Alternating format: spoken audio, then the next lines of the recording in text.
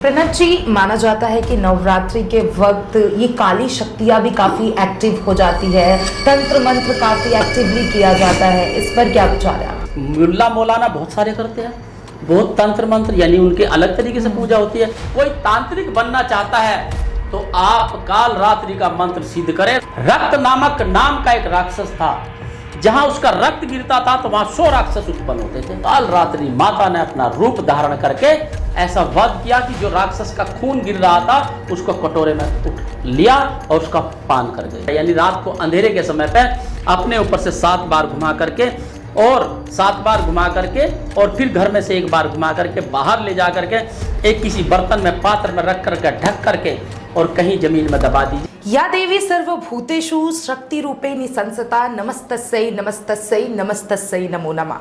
देखिए, नवरात्र के पावन पर्व आने वाले हैं और माता रानी के नाम के जयकारे और गूंज हर तरफ सुनाई देगी। और आज इसी के साथ देखिए, नवरात्र में क्या कुछ स्पेशल होने वाला है, माता रानी किस चीज पे सवार होकर आएगी और आप लोग क्या कुछ भोग लगाए जिससे माता रानी प्रसन्न हो सकती है, सारे टिप्स के लिए इस पॉडकास्ट को पूरे अंत तक जरूर देखिएगा। आज हमारे साथ जाने माने एस्ट्रोलॉजर प्रणव शास्त्री जी मौजूद हैं। उनसे जानेंगे कि इस नवरात्र में क्या कुछ खास करें, क्या कुछ नहीं करना चाहिए और माता रानी को प्रसन्न किस तरीके से किया जाएगा। प्रणव जी, आपका बहुत बहुत स्वागत है एफएम न्यूज में। जय माता दी। प्रणव जी, सबसे पहले शुरुआत इसी से करेंगे। देखिए, नवरात्र बहुत जल्दी शुरू होने वाले हैं और देखिए पितृपक्ष खत्म होगा, उसके बाद नवरात्र शुरू होंगे। किस चीज पे माता रानी सवार होकर आ रही है? क्योंकि देखिए, माता रानी जब किसी चीज पे सवार होकर आती है तो उसका इम्पैक्ट हमारे इस साल पे बहुत कुछ छोड़ कर जाता है। बिल्कुल, इस बार माता रानी शेर पर सवार होकर आ रही है और शेर पर सवार होकर के ऐसे आ रही है कि दुश्मनों को हारना पड़ेगा, दुश्मनों को झुकना पड़ेगा, माता रानी का आशीर्वाद प्राप्त होगा। तो ऐसे में क्या होगा कि हमें ये देखना होगा कि गुस्से पे कंट्रोल रखना पड़ेगा, क्योंकि माता रानी जब शेर पर सवार होकर आती है तो ऐसे में क्या होता है, थोड़ा सा क्रोध भी आ जाता है। लेकिन इस बार देश हित के लिए, मनुष्य हित के लिए, संसार के हित के लिए बहुत ही अच्छा योग माता रानी का बना हुआ है। इस बार के जो नवरात्रे हैं विशेष और खास रहने वाले हैं। सबसे पहली बात तो इस बार के नवरात्रे विशेष और खास क्यों रहने वाले, जैसे आपने पूछा बेटा अभी कि माता रानी किस पर सवार, शेर पर सवार होकर आ रही है माता रानी। दूसरी बात विशेषता है कि इस बार नवरात्रा बढ़ा हुआ है। कहते हैं कि एक नवरात्रा अगर बढ़ा हुआ है तो यानी कि वो उससे आगे आने वाला साल बहुत ही खुशहाल होता है, और अगर नवरात्रा घटा होता है तो उस साल में बहुत सारे कष्ट होते हैं। अगर श्राद्ध बढ़ा होता है तो यानी कि उस साल में बहुत सारी मृत्यु होती है। तो पिछले साल एक श्राद्ध बढ़ा हुआ था, इस साल देखिए 2025 में क्या हुआ।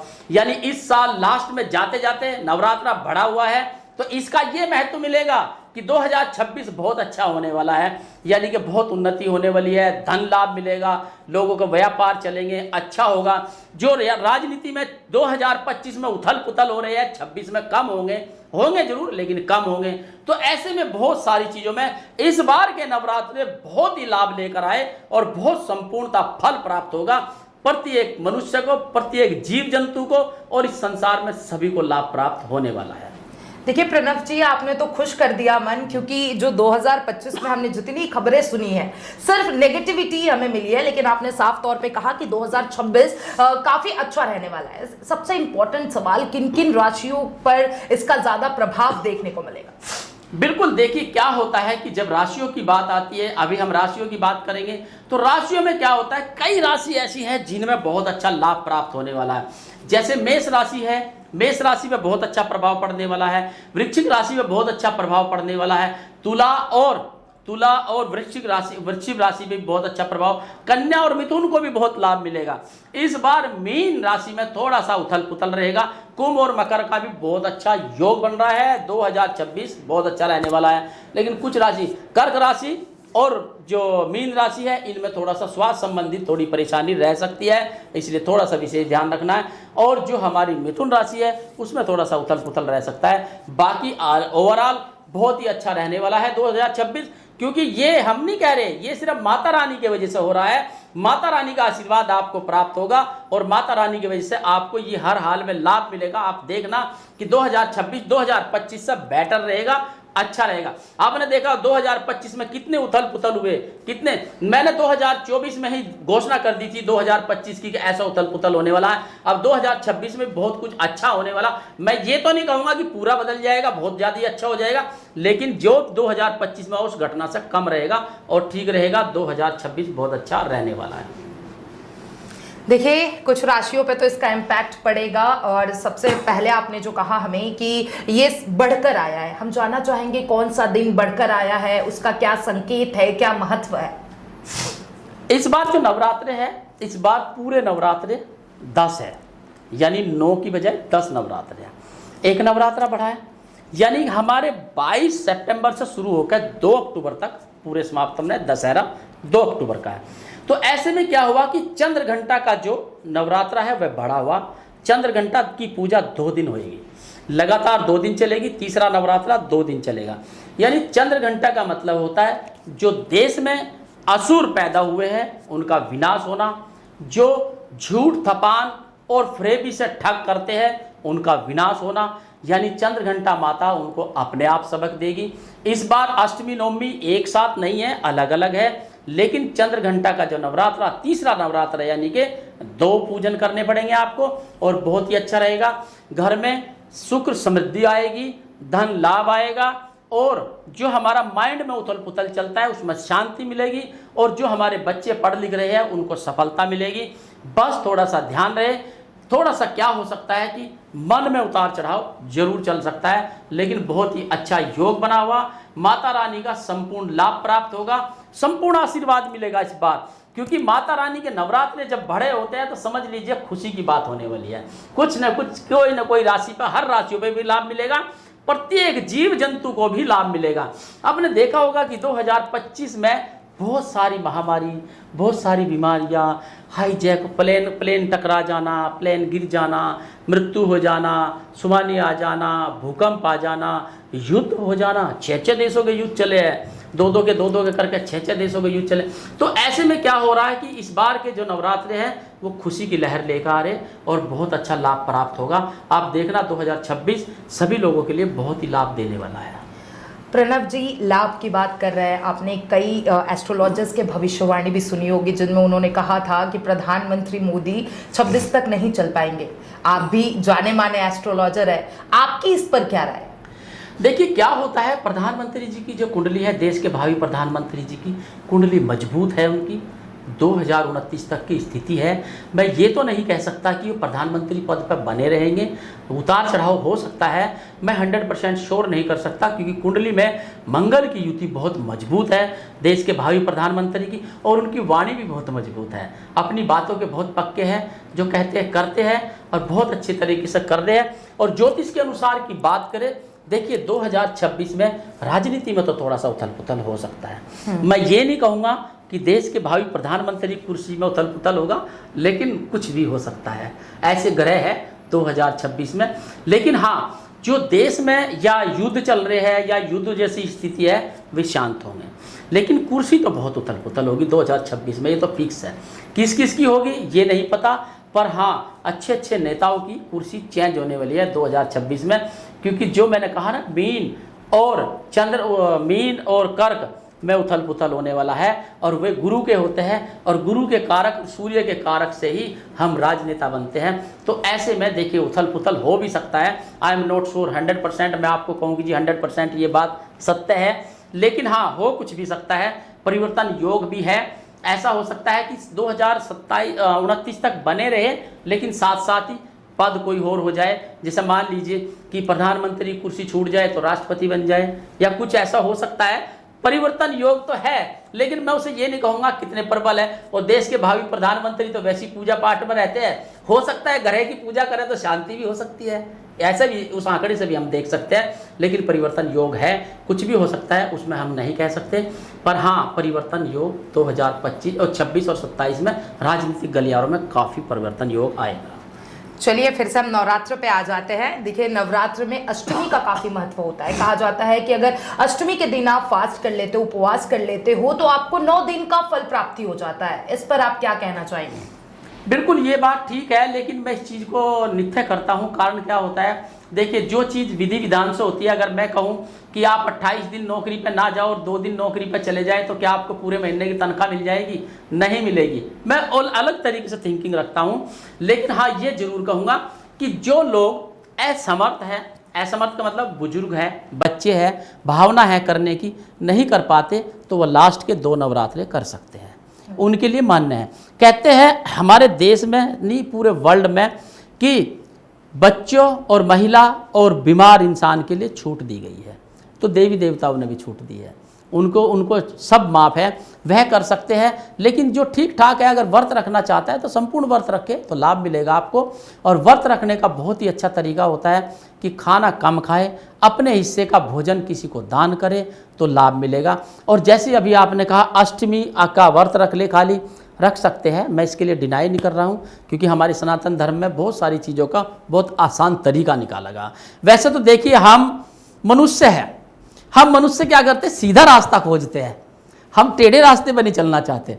और हम ज़्यादातर इसीलिए मतलब क्या नाम को रहते हैं। इसलिए मैं ये कहता हूँ कि नवरात्रों की अगर पूजन करनी है तो संपूर्ण व्रत रखिए, अगर आपकी सामर्थ्य है। सामर्थ्य नहीं तो पहला व्रत रख सकते हैं और लास्ट का व्रत रख सकते हैं, तो भी मान्य होगी सब तरीके से। देखिए माता रानी क्या होती है, माता रानी तो एक ऐसी देवी होती है, ऐसी माँ होती है, वो तो मानी जाती है, उनको तो कैसी मना लीजिए। अब आपकी मम्मी है, आप चाहे कितना गुस्सा कर लो फिर भी प्यार आपसे करेगी। तो ऐसे ही जननी माँ, जो जननी माँ हमारी और जो जन्मदाता माँ है, दोनों की ममता करुणा दया भाव बना रहता है, इसलिए उनको जिस तरह से पूजोगे वो संपूर्ण फल देगा। अब कुछ लोग होते हैं कि पूरा दिन खाते रहते हैं, पूरा दिन, सुबह उठते ही चाय पिएंगे, उसके बाद नहाएंगे, आराम से पूजा करेंगे, फिर नाश्ता ले लेंगे, फिर दोपहर को फल लेकर बैठ जाएंगे बहुत सारे काट करके, आप देखते होंगे ना। फिर उसके बाद शाम को 4 बजे फिर चाय पी लेंगे, फिर कचरी वचरी सी भून करके खा लेते हैं, फिर उसके बाद शाम को अच्छे खासे कुट्टू के आटे के पकोड़े सकोड़े बना कर खा लेते हैं। तो बताइए क्या व्रत है बेटा? ये नहीं, इसे व्रत नहीं से कहते, चरता, यानी पूरा दिन चरते रहिए आप। नहीं, देखिए किसी भी चीज़ को अगर जिसको मानते हैं तो दिल से माने, मन से माने, तन से माने, धन से माने, अन्यथा मत मानो बिल्कुल। माता रानी थोड़ी कहती है कि आप मेरे व्रत रखो। माता रानी कहती है व्रत रखना है आपको, झूठ छोड़ दो, फरेब छोड़ दो, धोखा छोड़ दो, 420 छोड़ दो, ठगी छोड़ दो, इनका फ्रेज रख लो ना आप, चोरी छोड़ दो, रिश्वतखोरी छोड़ दो।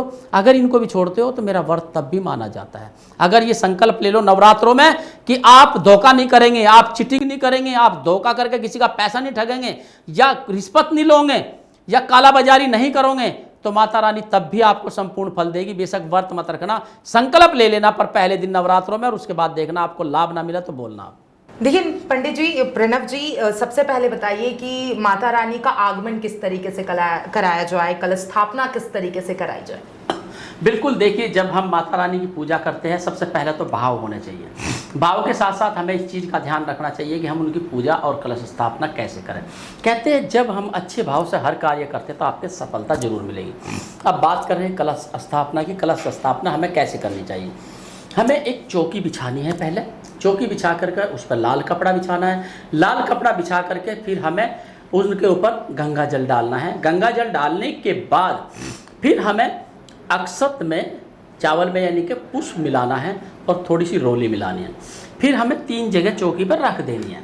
3 जगह चौकी पर रखनी। पहले जगह चौकी पर जब हमने रखा तो वहाँ एक मिट्टी का पात्र लेना है, कलश या तांबे का ले सकते हैं या स्टील का ले सकते हैं, सामर्थ्य के अनुसार आप कुछ भी ले सकते हैं, उसमें लेना है। तो उस कलश के ऊपर आपको स्वास्तिक बनाना है।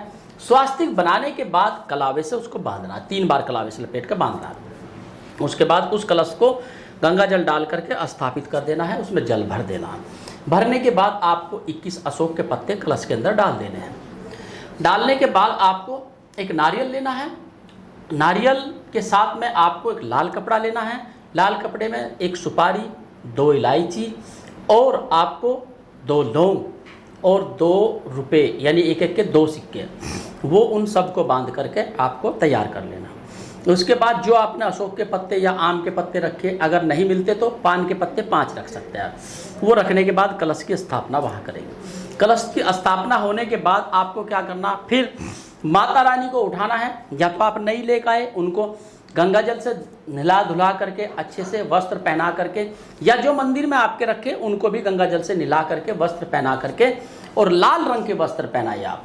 पहना करके फिर जहाँ एक हमने एक तो कलश स्थापित कर दी, एक जगह और बना हुआ था हमने, वहाँ माता रानी को स्थापित करना है। कहते हैं जब तक आसन नहीं दोगे तब तक कोई देवी देवता आपके पास नहीं बैठेंगे। तो उनको हमने अच्छे से आसन दिया, वहाँ माता रानी को स्थापना करनी। अब स्थापना हमने कलश की माता रानी की। अब तीसरी स्थापना किसकी करनी है? तीसरी स्थापना करनी है बजरंगबली जी की। अच्छा। अगर आपके पास पैसा तो आ गया, धन दौलत आ गई, लेकिन बलि नहीं आपके पास, तो क्या करेंगे उस पैसे का? आपको आशीर्वाद मिलेगा तो ताकत भी मिलनी चाहिए। बजरंगबली की भी हम तो करते हैं। आपने देखा वैष्णो देवी जाते हैं या कहीं भी जाते हैं, हम किसी भी देवी में जाते हैं तो बजरंगबली जी का झंडा जरूर लगता है। तो वहाँ क्या करना है, हमें बजरंगबली जी की प्रतिमा लेनी है और उनको लाल रंग का लंगोट पहनाना है और लाल रंग का उनको अंग वस्त्र पहनाना है। और फिर उनको भी जो तीसरा मैंने वो बनाया था वहाँ पर स्थापित करना। स्थापित करने के बाद गंगा जल का छिड़काव करें, फिर रोली मोली कलावी दीप धूप आदि लेकर के वहाँ पे समर्पित करें। माला चढ़ाए, माला चढ़ा करके तिलक लगाए, तिलक लगा करके कलावा बांधे, कलावा बांध करके फिर पूजन करें। जो मंत्र आपको जाप करना है प्रत्येक दिन के हिसाब से मंत्र जाप करना है, उस जाप को करें और विधि विधान से पूजा करें। आप देखिए तो जरूर लाभ मिलेगा। एक चीज़ का विशेष ध्यान रखना, 9 देवी की पूजा कर रहे हैं आप तो इस चीज़ का ध्यान रखना, 9 सुपारी और 9 दूनी 18 लौंग जरूर रखनी है आपको। और इस बार सुपारी 10 रखनी है और 20 लौंग रखनी है, क्योंकि एक नवरात्रा पड़ा हुआ है। तो इसलिए जब शाम को आप भोग लगाते हैं तो एक सुपारी 2 लौंग का भोग जरूर लगाइए। और जो भी आप भोग पकवान आप बनाते हैं उनका भोग लगाइए, पूजन कीजिए और माँ से आशीर्वाद प्राप्त करें। हर हाल में लाभ मिलेगा। विधि विधान से की गई चीज़ों का जरूर लाभ मिलता है। प्रणव जी, मंत्र की बात कर रहे हैं आप। देखिए दुर्गा सप्तशती का पाठ भी किया जाता है, लेकिन आजकल इतना बिजी शेड्यूल रहता है कि पाठ तो संभव नहीं है। लेकिन ऐसा कोई मंत्र बता दीजिए जिसके उच्चारण से माता रानी तक जल्दी कनेक्ट किया जा सके। देखिए वैसे तो 9 देवी का मंत्र है, 9 के 9 अलग अलग मंत्र है, लेकिन मैं आपको एक मंत्र बताने जा रहा हूँ जो सर्व देवी के लिए लागू होता है। यह मंत्र है ओम ऐं ह्रीं क्लीं चामुंडाय विच्चे नमः। ओम ऐं ह्रीं क्लीं चामुंडाय विच्चे नमः। ये एक ऐसा सर्व मंत्र है जो सब देवियों के लिए लागू होता है। इनमें 9 की 9 देवियों का मंत्र आ जाता है, 9 की 9 देवियों की आस्था आ जाती है। और वैसे प्रत्येक देवियों के लिए एक एक मंत्र होता है, बीज मंत्र, वह कर सकते हैं आप। वो प्रत्येक नवरात्रों में अलग अलग मंत्र होते हैं, वह भी कर सकते हैं। लेकिन सबसे अच्छा मंत्र है, सबसे आसान मंत्र है, बहुत आसानी से आपको आ भी जाएगा। ओम ऐं ह्रीं क्लीं चामुंडाय विच्चे नमः का जाप करें, माला करें आप और आपको लाभ मिलेगा। यह मंत्र जरूर करें आप। प्रणव जी, माना जाता है कि नवरात्रि के वक्त ये काली शक्तियाँ भी काफ़ी एक्टिव हो जाती है, तंत्र मंत्र काफ़ी एक्टिवली किया जाता है, इस पर क्या विचार है आपके? बिल्कुल, नवरात्र देखिए मैंने कहा 9 देवियों का रूप है। अब 9 देवियों का रूप अलग अलग रूप है। अब आपने देखा होगा कि हमारे जो नवरात्रे आते हैं उनमें काल रात्रि का नवरात्रा भी आता है। तो काल रात्रि का नवरात्रा क्या है? काल रात्रि का नवरात्रा है तंत्र मंत्र सिद्धि हासिल करने के लिए।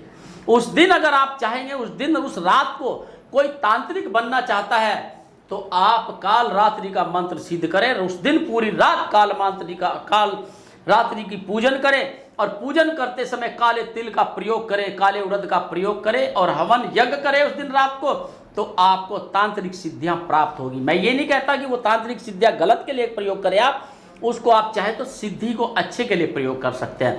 कहते हैं तंत्र विद्याएं हमारे कितनी काम आती है। तंत्र विद्याएं ऐसे काम आती है कि मान लीजिए किसी की कोख बंधी हुई, संतान नहीं हो रहे, तो उस तंत्र विद्या से आप उनका उपाय करें ना। आप किसी का बहुत दिन से काम नहीं चल रहा, बहुत प्रयास कर लिया, किसी ने तंत्र कर दिया उनके ऊपर, तो उनको ठीक करने के लिए कीजिए।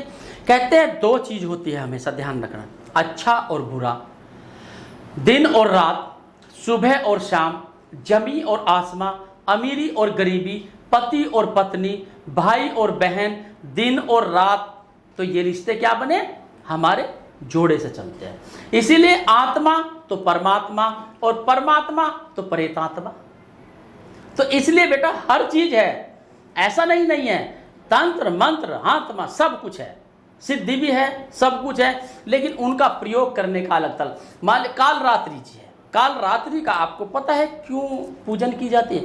काल रात्रि की इसलिए की जाती है, रक्त नामक नाम का एक राक्षस था, जहां उसका रक्त गिरता था तो वहां 100 राक्षस उत्पन्न होते थे। अब आप बताइए सीधी सादी माता कैसे 100 को काटेगी? फिर फिर 100 का एक रक्त गिर गया, फिर 100 पैदा हो गए, यानी 100 से 1000, 1000 से 1 लाख, 1 लाख से 1 करोड़। तो कैसे करते? तो उस समय काल रात्रि माता ने अपना रूप धारण करके ऐसा वध किया कि जो राक्षस का खून गिर रहा था उसको कटोरे में उठ लिया और उसका पान कर गई थी। यानी एक बूंद भी बीज पृथ्वी पर नहीं गिरने दिया ताकि रक्त बीज का दोबारा से उत्पन्न हो जाए। तो इसलिए काल रात्रि देखिए वहां पूजन किया माता रानी ने, किस लिए किया? ताकि हम इस पृथ्वी से जो काल रात्रि राक्षस है उसको समाप्त कर सकें। आप भी अगर काल रात्रि के समय पे पूजन करेंगे, तंत्र मंत्र सिद्धि करेंगे तो अच्छे के लिए करना, तो आपको जरूर लाभ मिलेगा। अगर आप किसी के बुरे के लिए करेंगे, देखिए वो आपको नुकसान भी करेगी। ये आप जाने उसमें करना क्या है आपको। प्रणव जी, अच्छे चीजों के लिए तंत्र मंत्र की जो शक्तियां है वो पाने के लिए ये दिन अच्छा माना जाता है, लेकिन जो नेगेटिविटी जो लोग दूसरों पे करते हैं उससे किस तरीके से बचाव किया जा सकता है? हाँ बिल्कुल, देखिए ये इस चीज के लिए बहुत अच्छी बात है। बहुत सारी चीजें हैं आज की डेट में कि तंत्र मंत्र आज की डेट में बहुत सारे करते हैं, चाहे वो किसी भी धर्म का ले लो। मैं खाली हिंदू की बात नहीं कर रहा हूँ, मैं सनातन की बात नहीं कर रहा। मुल्ला मौलाना बहुत सारे करते हैं, बहुत तंत्र मंत्र, यानी उनके अलग तरीके से पूजा होती है। ईसाई करते हैं बहुत सारी चीज़ें, इनमें उनकी भी पूजा पाठ होती है तंत्र मंत्र की। तो सब तरह से होती है और एक दूसरे के ऊपर हावी होते हैं। तो उनके लिए हमें बचाव के लिए एक ही कार्य करना है। आपका किसी भी प्रकार का तंत्र मंत्र संत्र है तो आपको क्या करना है, एक काले रंग का कपड़ा ले लेना है और उसमें 5 कील डाल लेनी है। काली कील जो जूते के मोची लगाता है, काली कील डाल लेनी है। 5 लौंग, 5 इलायची और 5 सुपारी उसमें डाल लेनी है और 5 हल्दी की गांठ डाल देनी है उसके अंदर साबुत। और ये और 1 मुट्ठी काले उड़द, 1 मुट्ठी काले तिल डालने हैं और ये काले कपड़े में बांध करके और काल रात्रि के समय पे, यानी रात को अंधेरे के समय पे अपने ऊपर से 7 बार घुमा करके और 7 बार घुमा करके और फिर घर में से 1 बार घुमा करके बाहर ले जा करके एक किसी बर्तन में, पात्र में रख करके ढक करके और कहीं जमीन में दबा दीजिए। आपके ऊपर अगर तंत्र मंत्र किया होगा वो भी खत्म हो जाएगा और कोई करेगा तो उसका असर भी नहीं आएगा। नवरात्र के 9 दिन है, आपने बता दिया स्थापना किस तरीके से करना है, उद्यापन किस तरीके से करें, क्योंकि देखिए सबके मन में एक प्रश्न होता है कि 9 कन्या को अष्टमी के दिन खिलाए या नवमी के दिन खिलाए, किस दिन खिलाए कि ज्यादा लाभ मिलेगा? क्या होता है बेटा, इसमें मैं आपको एक ही चीज बताऊंगा। जो हम अष्टमी करते हैं वो भी हम गलत करते हैं, उसका रीजन बताऊंगा। अष्टमी शुरू हुई और हमने व्रत खोल लिया, तो अष्टमी का व्रत कहाँ हुआ? तो सप्तमी हुई ना। जो नवमी करते हैं, नवमी में सुबह ही 10 बजे अपना भोजन वोजन कर लेते हैं, तो नवमी का व्रत कहाँ हुआ? उनका अष्टमी का हुआ। तो कायदे में तो हमारा जो व्रत होना चाहिए, जो अष्टमी को खोलते हैं उनकी सप्तमी पूजती है, जो नवमी को खोलते हैं उनकी 8वीं पूजती है। तो इसलिए हमें दशहरे वाले दिन अपना व्रत खोलना चाहिए, तो ही तो 9 व्रत होंगे। पूरे व्रत कैसे होंगे बेटा, आप बताइए। आप आज आपने व्रत रखा और आज ही व्रत रखा, आज ही सुबह खोल लिया आपने, तो व्रत रखा फिर आपने बेटा, बताइए। आप नहीं रखा ना, क्या व्रत रखा फिर? तो 2 घंटे का व्रत था आपका बस नहीं। तो इसलिए व्रत हमेशा अगले दिन खोलना चाहिए। हाँ, मैं ये जरूर कहूँगा कि जब आप कंजक जमाते हो, कंजके जमाते हो, आज के समय पे आप कंजकों को पैसे मत देना, क्योंकि आज क्या हो रहा, उन पैसों से बच्चे चिंगम खरीद रहे हैं, टॉफ़ी खरीद रहे हैं और खाने के चिप्स विप्स पता नहीं क्या क्या खरीद रहे हैं, जिनको खाते हैं और बीमार हो रहे हैं बच्चे। तो मैं ये जरूर कहूँगा, अगर आप कंजकों को देना चाहते हैं, उनको ज्योमेट्री बॉक्स दीजिए, किताबें दीजिए, पेंसिल दीजिए, बैग दीजिए, उनको ड्रेस दीजिए आप स्कूल की। जो बच्चे गरीब हैं, सरकारी स्कूल में पढ़ते हैं, उनको मतलब पुस्तक, पेंसिल, कॉपी, ज्योमेट्री बॉक्स आप दीजिए। मैं ये कहूँगा कि 100% व्रत सफल होगा आपका। अब मान लीजिए आपने मुझे 100 रुपये दे दिए, मैं आपके घर खाना खाने चलेगा, आप पंडित जी को 100 रुपये दे देते हैं, पंडित जी को दक्षिणा के, तो क्या फ़ायदा आपको? क्या मेरे पास 100 रुपये नहीं है? लेकिन हम उनको जिनको ज़रूरत है उनको देना चाहिए। मैं प्रत्येक नवरात्रों में किसी को भी पैसे नहीं देता हूँ, मैं सबको पुस्तकें वितरण करता हूँ। हर जा करके उनके, अगर मेरे पास, पहली तो बात, मेरे ऑफिस में सुबह कम से कम 30-35 बच्चे आते हैं, उनको पता पंडित जी के यहाँ पैसे तो मिलेंगे नहीं, पर ज्योमेट्री बॉक्स और खाने के वो मिलेंगे आपको, जूस वगैरह के। मैं जूस देता हूँ और उनको चॉकलेट वगैरह भी देता हूँ और साथ में उनको ज्योमेट्री बॉक्स सबको दूंगा, पेंसिल दूंगा और एक जो छोटे बच्चे होंगे ना, सबसे छोटे, उनको ड्राइंग की बुक दूंगा, ताकि घर में बैठकर कुछ तो करेंगे। बिल्कुल। अब मान लीजिए हमने उनको 20 रुपए दे दिए, एक एग्जाम्पल, वो 20 रुपए लेते तुरंत चॉकलेट लेकर खा लेगा, घर खत्म। अब तो कम से कम बुक से आपको बेटा 1 महीने तक वो याद करेगा कि अरे उन पंडित जी के यहाँ गए थे या उन बिटिया के यहाँ गए थे, उन्होंने हमें ये दिया। तो यही होता है बेटा, आप हमेशा ध्यान रखिए। अच्छा, इससे दो फायदे, एक तो शिक्षा का दान कर रहे हैं आप देखिए शिक्षा, यानी सर्व शिक्षा अभियान जो चला रहे हैं ना देश के भावी प्रधानमंत्री, बेटी बचाओ बेटी पढ़ाओ, यानी कि बच्चों को पढ़ाओ, तो उसमें हमारा इस योगदान भी बनता है और माता रानी के आशीर्वाद भी बनता है और कंजकों का आशीर्वाद भी मिलता है। तो मैं सबको यही कहूंगा, आप बच्चों को बुक दे, बस्ते, बैग, ड्राइंग कंपटीशन की चीजें दे और पेन, पेंसिल, ज्योमेट्री बॉक्स आदि दे तो बहुत अच्छा रहेगा। जूस दे सकते हैं आप, और भी बहुत सारी चीज दे सकते हैं गिफ्ट में, ये देंगे तो अति उत्तम रहेगा। मैं यही सलाह आपको दूंगा प्लीज। और देखिए, मैं भी एफएम न्यूज़ के तरफ से ये सबसे गुजारिश करना चाहूंगी कि जिस तरीके से प्रणव शास्त्री जी ने कहा है कि बच्चों को पैसे ना दे, सही बात है, पैसे ना दे, बुक्स का दान पुण्य करे, ज्योमेट्री बॉक्स दे, उनको अच्छा खिलाए पिलाए और जो भी विधि विधान जो भी प्रणव जी ने बताया है उसको जरूर अपनाएं। और मुझे अपने कमेंट बॉक्स में जरूर बताइएगा कि आपके जीवन में इसका प्रभाव कितना पड़ रहा है। तमाम ऐसे अपडेट्स के लिए एफएम न्यूज़ के साथ बने रहें।